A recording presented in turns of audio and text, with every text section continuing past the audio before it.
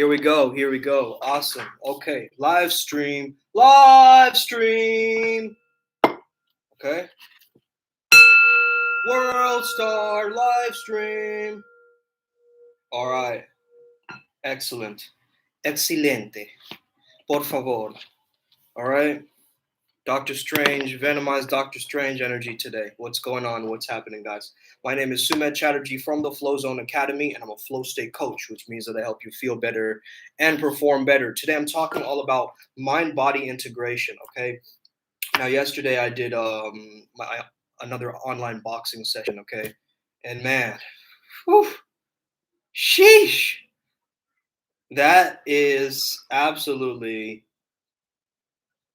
I mean, I can't even explain it. The only thing I can explain it using that training process is ecstasis, like ecstasy. Like I actually went more into my body than out of my body. It was a weird experience because my heart was beating so fast, and I was getting myself to breathe like then in through my mouth and in through my nose, out through my mouth. As I was settling down for the next repetition, and did some core exercises as well. And it's really, really important to have a powerful core, okay? Because if you don't have a powerful core, you're going to be almost, you're going to not have that gravitational pull to move you forward, right? It's very interesting. I've seen this understanding of yoga and boxing and how they're complementary to each other, almost like yin yang energies, right? And what I've noticed is that with yoga or even tantra, let's just say, it's a stretch instrument, right? It's you're stretching the tendons and muscles, and you're getting to this understanding of the fascia, right? The fascia is like the flowing part of the muscles, right? Like where all the blood like accumulates, coagulates right through the muscles, and it's like the soft tissue, right? The soft parts of your body where it needs extra love. That tenderness in your body like needs extra love actually. Like if you shame that part of your body, you're not going to be moving through the world in a flexible and fluid way, right? So we do need that yoga or that sense of stretching and really understanding that relationship of the mind and the body. Bioenergetics is a very interesting dynamic that I've explored and I've started to understand because the idea of bioenergetics is that the mind and the body are synced. They're together, right? They're one of the same. So the metaphors that show up in the body are actually a construct of the mind, right? As within, so without kind of mentality, if we're talking Hermeticism. So you'll see some people and they hold their bodies very forwards like this. They'll always lean forwards with their head like this, right? I knew this guy, man. What was his name, bro? Was it Yo-Yo or something like that? What the hell was his name? Yeah, I think it was Yo-Yo. There was this Thai guy, right, growing up, Yo-Yo, and he always used to do this, right? It was a joke, but he would like constantly like hunch forward, and he would always be leaning forward like this, and I don't know if it was like his own like character goofiness or whatever, or he did it on purpose or not, but with the people who lean forward a lot, right? They want to go forward. They're very attached to the future, right? They want to be in the future. They're constantly chasing the future. And people who are leaning back way too much, like they're in the past, right? So you can understand this, right? If you're leaning forward a lot, you're in the future. If you're leaning backwards with your body a lot, you're in the past. If you are straight right here in the middle, in the present moment, that means you're at your core. You're at your center. You're centered now, right? My bioenergetic body structure or character structure, you could say, is the schizoid or the unwanted child dynamic, right? And so I was born from a C-section birth, and so immediately I was born into the world with trauma, right? You got to understand that your childhood experiences links very much so to how you carry yourself and how you engage with the world at large. And one of the character structures splits that happens with this dynamic, and I'm speaking personally, of course, there are different archetypes, the rigid, the endurer, or the masochist, right? There's different ones, but for the schizoid specifically, you're very in your head, you over intellectualize, and this idea of I don't belong. Like I always didn't feel like I belonged growing up, right? It didn't feel like I'm fitting in, and no one understands me, right? Have you ever felt like that, guys? Like some of you maybe. So I highly recommend, if you haven't done so already, to check out the bioenergetic character structure quiz, the Reichian one, okay? And really start to delve into this work, because I did a meditation yesterday that was linked to this called Connected. And I actually started to tear up because all of that inner child healing stuff came up, and it was a release in that moment. I didn't even know. I just got out of my own way and let it happen, in a sense, right? So this kind of work is very, very important in order for you to heal, and that's what I've noticed. And I am adding the bioenergetics element to my coaching program, Flomo Sapien, because of this. Because I think that that is one of the monumental switches that we can make in our own character by understanding our character structure, right? How our body is held. So in the bioenergetic character structure, I have a video on this that I did a long time ago. You can check it out. But basically, like Bobby Fischer is one of the prime examples of this schizoid, or this, you could even call it the outsider archetype, right? And they don't feel safe in their bodies, right? And so growing up, I never really felt like I was safe in my body. It would have to be a conscious decision for me, a willed conscious decision, where I'd be like, yo, I'm going to actually move my body, work out, rest, stretch, and all of these different things. It would be an extra additional push where I'd have to give my body this feeling of embodiment. So, and I'm not using that as an excuse, like, oh, wait, my character structure is this, and so I couldn't do that. Like, not at all, man. And I think just by exploring and being able to reflect on this has given me almost like a pathway, right? A guidance system that I can use, not only to help myself, but to help my clients and help others to do the same. A lot of people, they've recognized this within themselves, like, okay, this character structure goes really deep, right? And as you read more and more about it, you start to really understand, like, wait, I didn't even know what the problem was, right? Like, okay, my parents treated me like this, or I did something in childhood like this, and that equates to this growing up. Like, so Bobby Fischer, right? He has this idea, like his character structure is this schizoid archetype. So he leans his shoulders to one side, like one side is up and one side is down, right? It's like this imbalance of the sides, right? And as I've been working with Janus, which is the energy of the god of doorways, he's taught me to just come back to that center point, right? Instead of just being like leaning to one side. Like even when I sit, I'll be more towards one side, or towards like one side imbalanced, right? In a sense.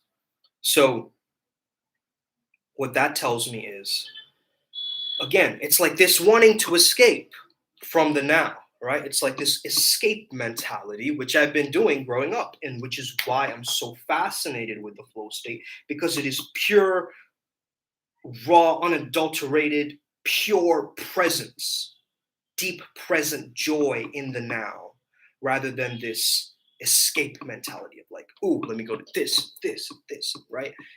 And wanting to jump out, wanting to have out of body experiences, which I have had a lot of near death experiences and things like this, right? So now I'm able to categorize and understand my body better.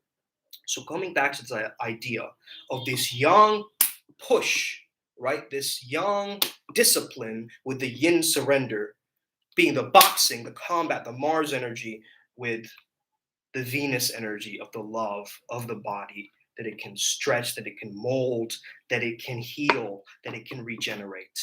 Okay. So if you practice some form of a martial arts, make sure that you're combining it with some stretching, with some yoga, with some tantra, with some kind of qigong or tai chi, something that gets your energy system going again and again, right? You need the energy to flow through your body. If you don't cultivate that energy, whether that be sexual energy, odic energy, whatever you want to call it, man, orgone, as Reich says, right? Orgone. I actually ordered an organ triangle, not triangle, but an organ pyramid, right? And that is another addition to the bioenergetic tool. Of course, I know that he was almost kicked out of the psychoanalysis society. Like they didn't really believe in his methods and understand this. And I know I'm a little bit fringe when it comes to psychoanalysis. I like more of a Jungian archetype style rather than a Freudian understanding. And that's my own preference, I think, because of the mysticism that I've delved into and the spirituality and the metaphysics and the alchemy that I've delved into, that I'm just naturally drawn more to a Jungian style of therapy, right? And so looking at symbols and archetypes and structures to understand that there are these archetypes in our collective unconscious that we can actually learn from it. Each one of us has access to these archetypes. That's also why I'm so fond of the Art of Seduction series, right? I'm going to continue that, guys. I'm just taking a little bit of a break because I don't want to make too many videos at once. And then, I need like a little bit of a pressure off from that so I can get back into it. But yeah, I'm going to be delving into the different archetypes again. And, I've came across some of these archetypes in the women that I'm speaking to as well. So it's very interesting to, really see the dynamic like show up in people. You know what I mean? Like once you start to really understand these archetypes and things like this, they show up in patterns and in different people and understandings that come up where you start to familiarize yourself with your own past patterns and what you've been doing, and specifically what you've been doing inaccurately or ineffectively, that you can mold according to how you want it right now in this present moment, in this time of eternity being the now that you move into, as Joseph Campbell says, right? And so when you want to combine both of these, right? This body and mind, you've got to understand what are the patterns of the body, what are the holding patterns, right? Holding patterns is a term from bioenergetics as well. It's time to really understand where your body is being held. Where do you naturally stand? Like if you were just to stand at the most neutral position, right? Your default state, how would you like to stand? And that's when you get your structure, right? Maybe you tilt your pelvis back or something. Maybe you use a particular part of your body more than others, right? Maybe it transcends into other areas, right? The more you explore different maps and self knowledge and you go on this journey, it's time to really find the missing link between all of the different maps. Like find that invisible thread between all of the maps and bring them all together to create a giant, like almost meta map, right? It's like understanding that, okay, find the thread between all of the different quizzes and surveys and questionnaires that you do for your own personality exploration, right? Like if your MBTI, right, is merging with your Jungian archetype quiz, with your, what is that other one called? I keep forgetting the name. Um, Enneagram, right? It matches with your Enneagram. It matches with other aspects of your character. It's now you're starting to really formulate and understand your own self in a deeper level. And from there, you can get to the self love. My quote this morning, right, was about you got to know yourself to love yourself, right? Try loving a stranger. Just try it, man. Not possible. Really not possible. You can't have that. Like some people say, oh, love at first sight. I don't think love at first sight really exists. I think it's a combination of just, you know, chemistry and different shadow patterns that show up in that person. And you feel that, oh man, I feel like I've known you forever. That feeling. But it's really the rapport and the trust that you get from breaking down the boundary of self and other, and that intimacy, the trust, and the connection that really starts to get you to understand on a deeper level who this person is, right? And what are they teaching me here on this earth plane? And I think it's important not only to understand what pulls you, right? What moves you? What is your motivation? What are you guided by, right? But also to understand who is the character that has that objective. Okay, so both these pieces. One is the objective, like let's say somebody's crying, right? I saw this in my dream last night. Woman was crying by like some stairs. And I went and approached her and I said, "Are you okay?" She said, "Yes, I'm okay." Right? And I went and I said, "Are you all right?" That's when she started to reveal her true feelings, right? So I don't know what this dream was telling me, but it's really interesting because I get this with my clients or my patients too that I see. They they'll give you an initial answer, and maybe you're one of my patients or clients watching. You know, if you're watching, I understand that you might have experienced this. Is in the beginning you present a problem that doesn't seem to be the problem at all, right?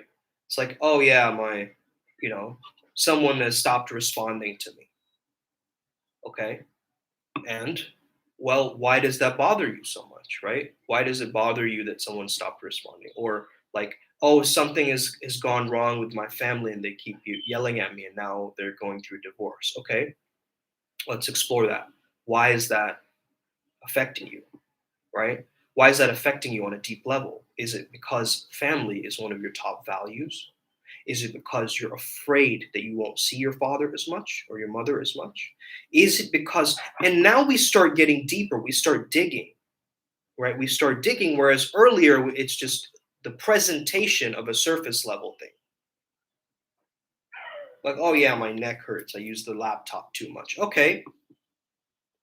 Well, once we start to really dig deep and start to understand that our neck muscles, right, are actually linked to our sense of control and wanting to control things in this world, now we start to break that old pattern up, right?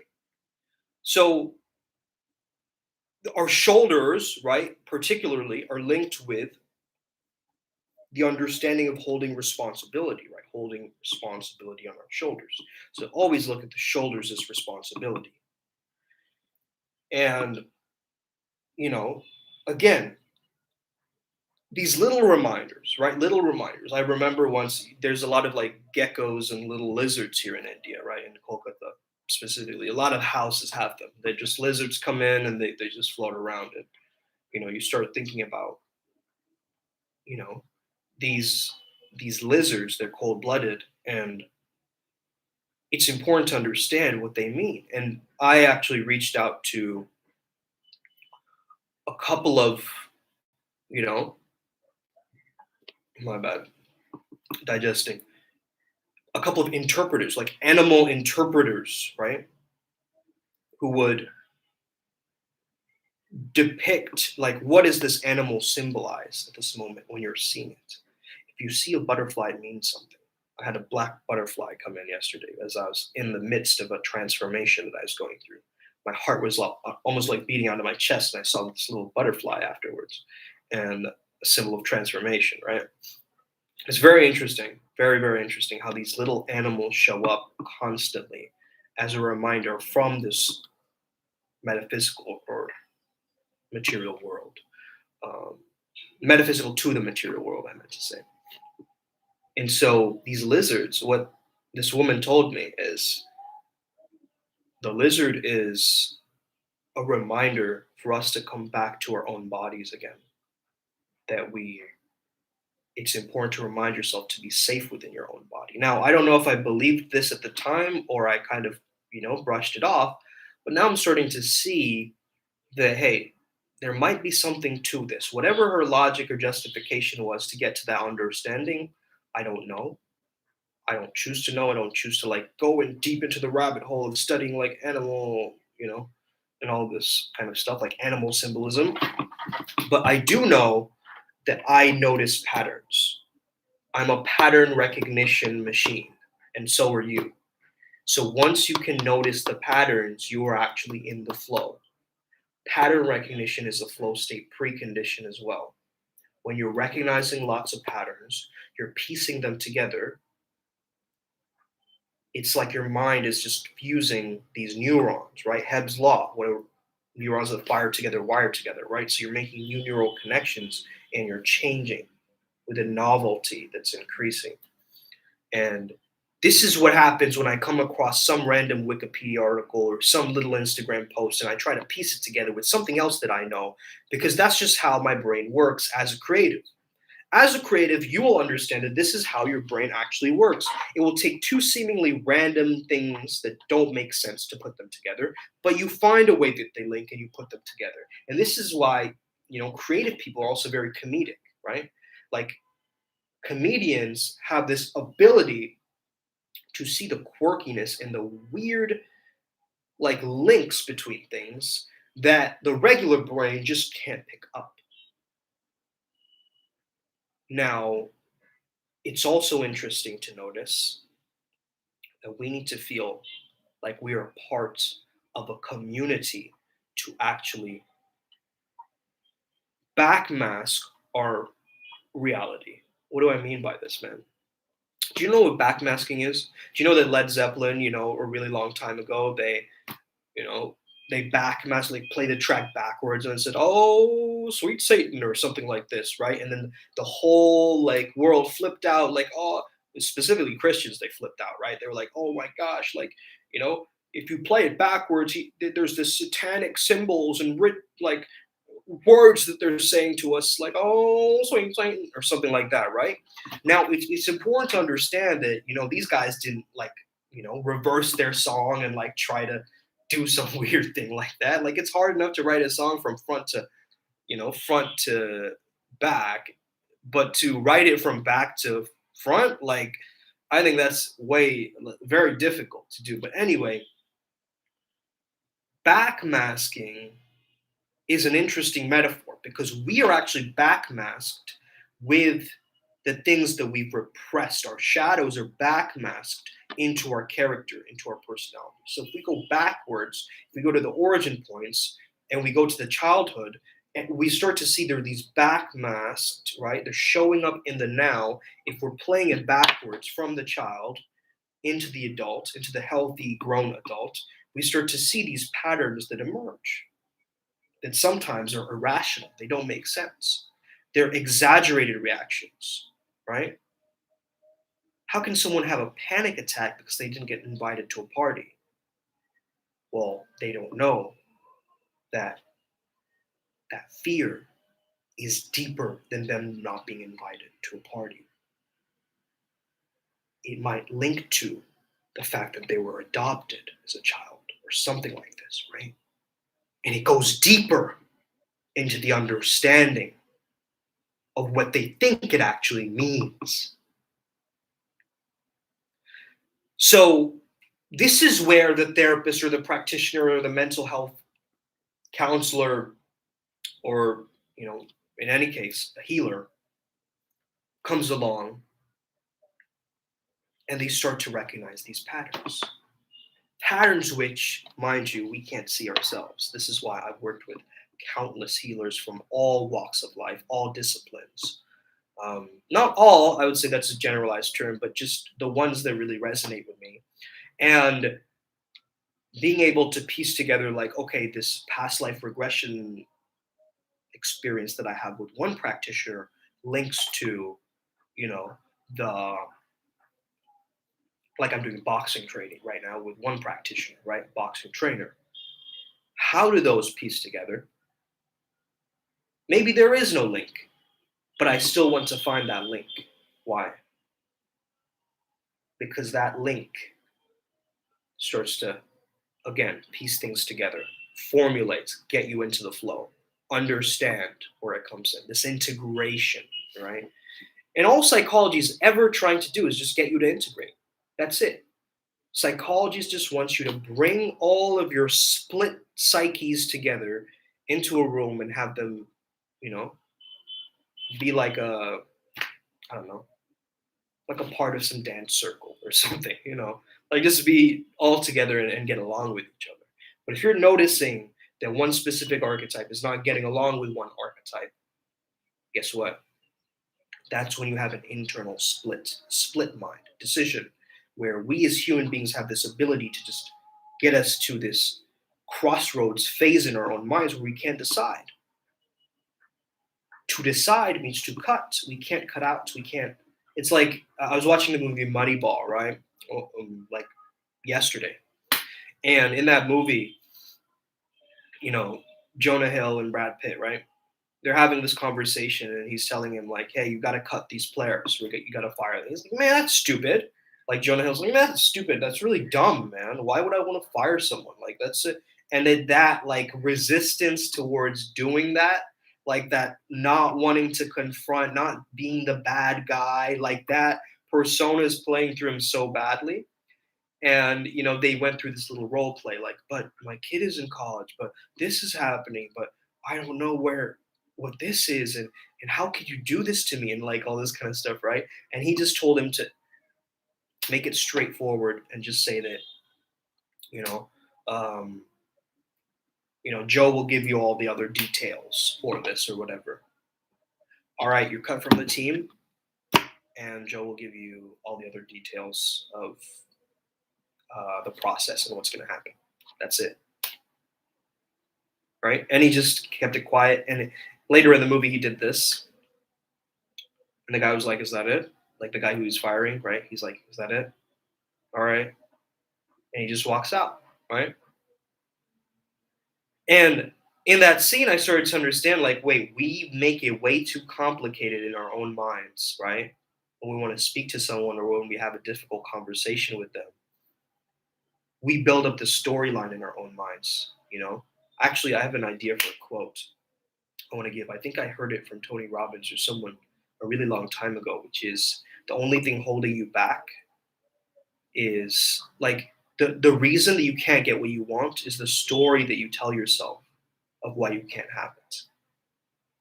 And I think that that's such a powerful statement that you've got to look at. You have all these justifications and excuses of why you can't have that goal. And you've told yourself a story that has been embedded over so many years, and the experiences that you've fused with that, right? The references. And I see that in my own life, right?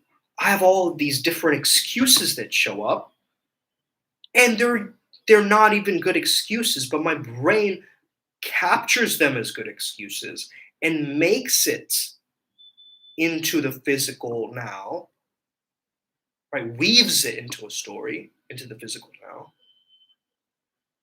And again, notice that whatever is in your mind shows up in your body. So let me just get my phone real quick, 1 second. I wrote down this thing to really help you guys out. So 1 second. Let me just see here if I can play you guys a song as I go for that. Or I don't really know where my phone is sitting at. Hold on. I wrote down a few notes to help you guys out. Okay. Oh, actually, no. You guys just wait for me because there might be a copyright strike if I play some kind of music or whatever, right? Oh, it's right here. No worries. You guys don't have to wait that long. You guys don't have to wait that long. Your nervous system has the capacity to heal and expand to hold all that you desire from a place of ease, pleasure, and peace. Your body creates your paradigm of receiving. So your body is the receiver, okay? Your body is the receiver. So this is what I wrote down. This is from a coach I worked with a long time ago where I think I paid the most money for a coach at that time. He was a law of attraction coach. And I actually resent him to this day because I feel like I didn't get what I wanted to get, but I got a different lesson from him that I would have expected many years later. And so I thank him, but I also curse him uh, for not giving me what I wanted, but maybe giving me what I needed. That's fascinating. Anyway, so this coach had a few things to say from his book. I noted them down. Okay, every emotion we feel is a pattern. Make a note of this, okay? Make a note of this somewhere. Every single emotion that you are feeling is a pattern. Once you can locate that pattern and how it shows up for you, now we can change it and you can actually live in high vibration energy. You can actually live as you decide to live and not being run by your emotions. a lot of people get run by their emotions. Okay?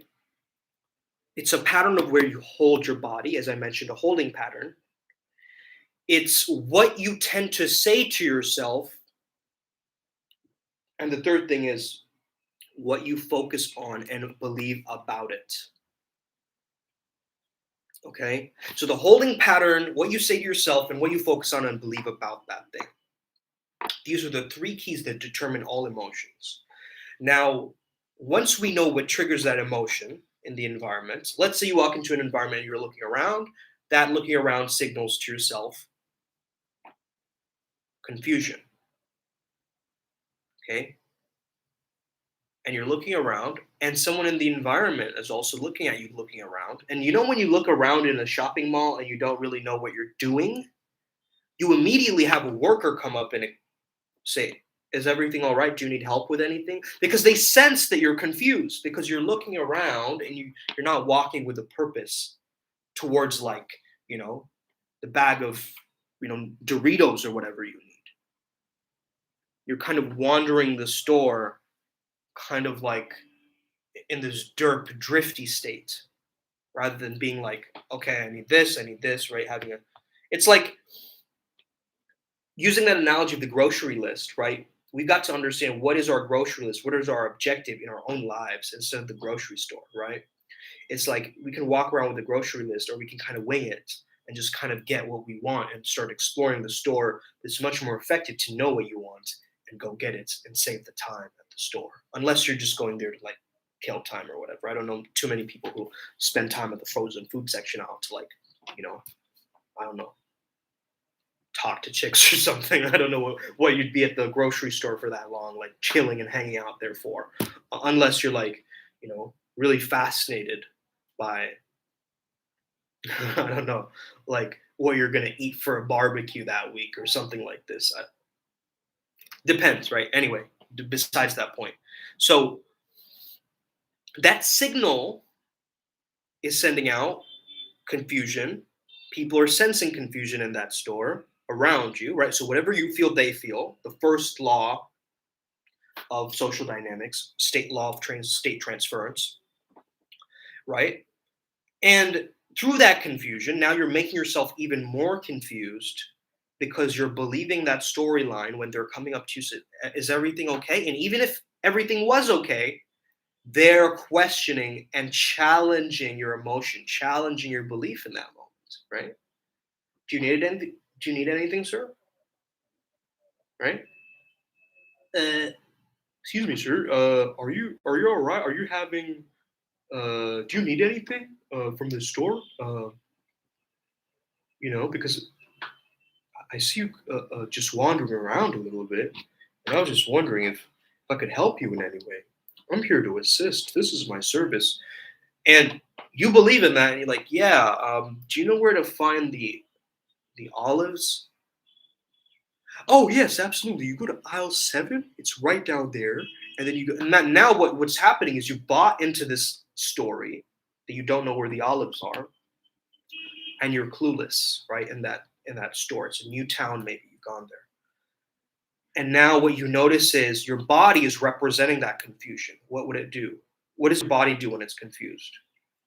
Eyebrows sometimes go up, right? It's like a automatic filter, right? So maybe it's like a micro expression of an eyebrow that goes up.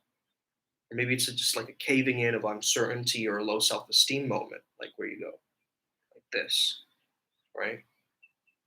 Or you feel like, I don't want to hold this responsibility. So your shoulders are going, I don't want to be responsible for this, right? And what are some other things you might notice with confusion? What about sadness? What does your body do when it's sad? Maybe you might put your head down. Maybe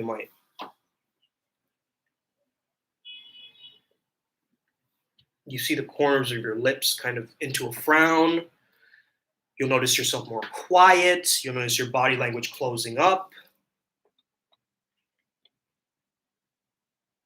Maybe your head is back. Maybe your head is down. You don't want to show anybody because you're hiding. You're hiding the sadness. You don't want anybody to see, right? Notice that whenever you cry, there's a constant need to want to wipe your tears. Notice this. It's a very powerful indicator of how open you are to being seen as sad, as if it's a bad thing, right? So let me wipe it away so nobody can see that I'm sad right now, right?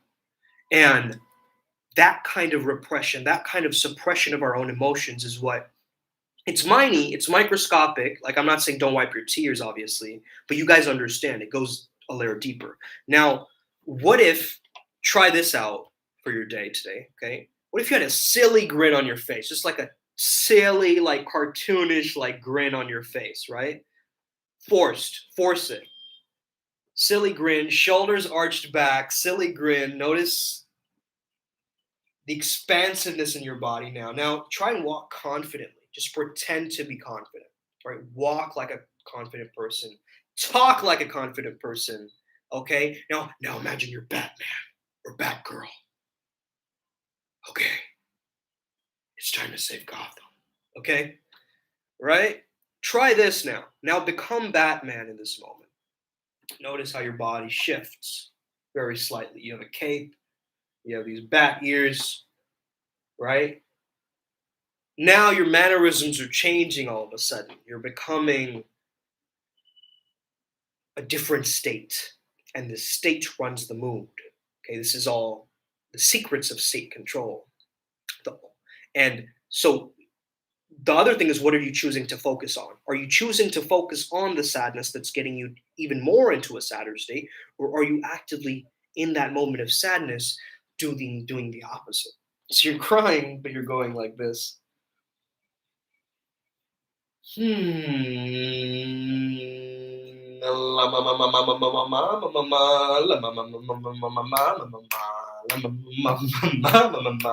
tears are rolling down your face, but you're doing the Llama Mama dance, right? And that's trademark, by the way. Don't copy the Llama Mama dance. Give me credit, okay? Hashtag Llama Mama, and and so notice the holding patterns. Notice the. I just want to play this for a second, guys. Hold on. Sounds are also going into your body. Okay, notice this. Sounds are interacting with your body. The hums that you do throughout the days is accessing the vagus nerve, which is the powerhouse nerve that runs throughout the entire body and affecting your relaxation. So this combination of music, of changing your state in your body and your physiology all the time, and noticing that, hey, I'm actively changing the program right now, right?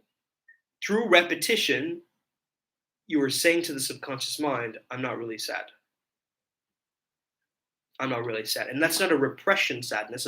I'm afraid to show my sadness, or I'm going to shove this down. No, all you're doing is consciously adapting your body movements to show you and the physical universe and what you're deciding to interpret and how you're choosing to respond to the emotion. And that becomes the energetic signature that you carry.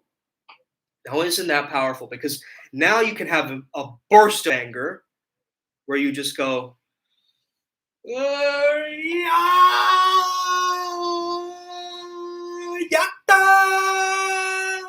and exaggerate it, like Hiro Nakamura from like Heroes or whatever, Hero from Heroes, okay? And now you've done something ridiculous and silly. In that moment, nobody chooses to, when they're angry, to go yatta. And now people might think you're crazy, right? People might actually think, hey, this what? I didn't get to him. That didn't piss him off. But I was talking about his family. What the hell's wrong with this guy, man? I said, are you emotionally okay, man? Like, I just made fun of you and you're going yatta? Okay. So you can't capture that person who has such a control over their own emotions. You can't get to that guy or gal, right? They're on their own stream. Now, some people, I understand, you guys are very sensitive to emotions, right? A little thing can get you to react in a very unhelpful way. Now for that, we're going to have to do a lot of clearing work, right? Because there's an emotional charge and memories that you haven't processed yet. So you reacting to something, right? Like let's say that someone, uh, I remember once, someone called me the N word, and I'm not going to say who, but and at that moment I didn't really think about it too much, but it actually offended me quite a bit, right? Because this was in an argument, right? And it was only moments later where I started to reflect and be like, is this like some hidden like prejudice racism that came out of this person that I never really saw before? But that moment of anger makes you say some atrocious things, right? Like in that moment of anger, you will say anything. You will actually say anything. It doesn't matter, man, what you say. You can say something so atrocious that will get you canceled or whatever, right? And so that's the problem that I have also with cancel culture. It's like, do you know the person's state of mind when they did that, right? There's instances of neo-Nazis like changing their ways and like becoming good citizens. Do you guys know this, right? Do you guys actually know that there's really, really bad people who become good by recognizing their flaws and actually choosing to work on them? Okay. Now, I'm not saying do that, right? Obviously not. Obviously, don't be a bad person like in this world, right? But who you are in that state of having your neurons fired together and feeling this sense of community and whatever, right? You get into such a training system in your own mind where you're like, you know what? Yeah, yeah, that's right. Purple power, baby. Purple power. And you have a purple skin tone or whatever, right? You're like, purple power, baby. And that doesn't even, like, you don't even, like, piece together what that means. You're kind of just like this purple power person, right? And so, man, in the future of this metaverse, maybe we are going to have some sort of like, avatar racism or something like this where you're like now we're not even going to make fun of skin colors anymore in the metaverse, right? In the metaverse they're going to make fun of your avatar. So it's like, yeah, you have a bird rainbow head, you little birdie, right? Or whatever. This is actually very interesting, what this web 3.0 is going to look like, and really understanding, like stepping into it. I know it's called Web 2.0, but there's a 3.0, I believe, coming. And I think that is this understanding of what we're going to be doing as practitioners. If you aren't familiar with the Uncensored Me movement, it's a very, very potent movement being started by some sexuality coaches, tantra coaches, in fact. And I'm a part of this community myself, and so I wanted to bring some awareness to it. But start to understand, okay? The censoring online is going way too far. Okay. It's going way too far right now. And a lot of people are waking up to that BS. And they're going, no, I'm sorry. Let's create our own community, right? Let's decentralize all these things, and let's actually become practitioners of how we can build these sacred temples in the metaverse and in this physical, not only in the physical space, but in the metaphysical, where we can have meetings and we can come together. And this whole NFT thing is also very interesting because I'm starting to see the power that it has over access. Now, this is, again, I had a podcast on this recently, Ivan's last podcast of Genius Days. I'm going to post that very shortly as well. But start to understand that, oh, by the way, we're going on hiatus for 1 week for Genius Days. So this Sunday, there won't be any podcast. However, we're going to pick it up from the next Sunday, okay, after that. So coming back to this topic, man, of body and mind integration. The body is the subconscious mind, as some people say. And the way you do this is if you control your body and you control your mind, guess what? Now you have them become friends.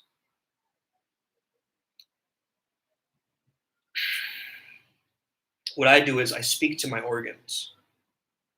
I speak to my body parts. Try this out the next time you do something. The next time you eat, try this out. You talk to your stomach. Are you good, bro? Can you eat a little bit more? You're not saying this out loud. You're saying this in your own mind, right? Looks weird, like, you know, you talking to your nipple at brunch or something. That's kind of strange.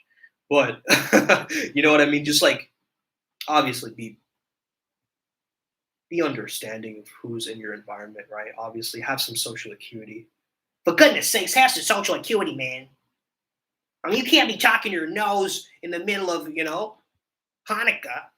All right. So anyway, man, talk to your body parts, right? If you feel like you're doing a lift, talk to your chest muscles, right?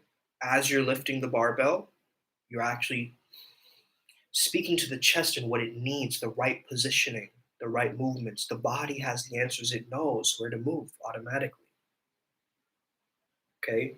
Now we can follow the fundamentals of certain coaches and bro science and all this, or you can trust the mechanism of your own body and what it knows to do. But however, and this is an important however, your body is conditioned to be a very specific way. Let's say your body craves chocolate and it's craved chocolate for many years. Now, how do you give up that chocolate craving? You're associating chocolate with pleasure. You're associating chocolate with love. You're associating chocolate with good things, positive things, precious things. Your childhood, your grandma, all these great things about it. And so you are craving chocolate. You're not only craving the chocolate, you're craving what it symbolizes, what it represents, my friend. All right? This sugary sweet feeling and the after buzz that you get from it. Where you can roll into that comfort, right? Maybe you're using it as an aphrodisiac. Whatever you're using chocolate for, right? It's important to really understand this. Okay. So I'm gonna end right here. I guess my mom's home. She rang the doorbell. Or maybe it's not. Maybe it's someone random visiting me. Who knows? But anyway, in any case, I hope this helps you out today. Have an incredible day. May the flow be with you and stay legendary. Let's get it today. Upward spiral gang. May we never be the same again. Os.